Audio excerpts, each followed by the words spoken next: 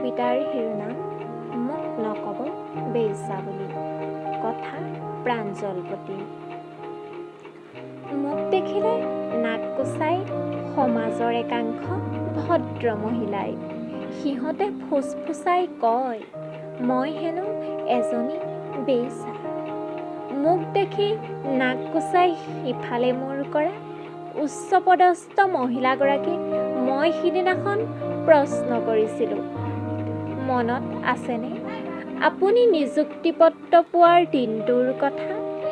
টেবুলৰ তলেৰে দিব খোজা টকাকেইটা ঘূৰাই দি আপোনাক যে কৈছিল মোক নালাগে টকা পইচা, পোচাকহীন তোমাৰ শৰীৰটোৱেই যথেষ্ট।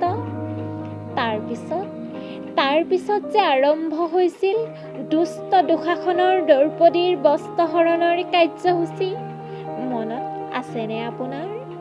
সেয়েহে কৈছোঁ হাত জোৰ কৰি মোক নকব বেইছা বুলি।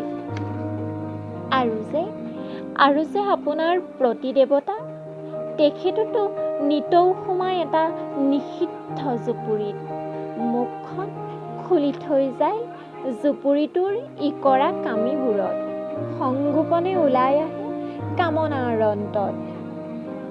খুলি থৈ যোৱা মুখখন পিন্ধি আকৌ আপোনাৰ কাষত, তেতিয়া তিনিমহলীয়া অট্টালিকাটোৰ বাহিৰে ভিতৰে ম্যান্যতাৰ চিন।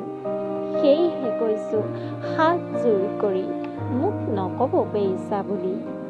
শৰীৰত মোৰ ভোক পিয়াহ নাই, মোৰ নাই মুখৰ ওপৰত মুখ। মই বেইছা নাছিলোঁ কাহানিও, মোক বেইছা সজালে সেইজনে যিজনে আপোনাক বহুৱালে উচ্চপদৰ আসনত। সেয়েহে কৈছোঁ হাত জোৰ কৰি মোক নকব বেইছা বুলি।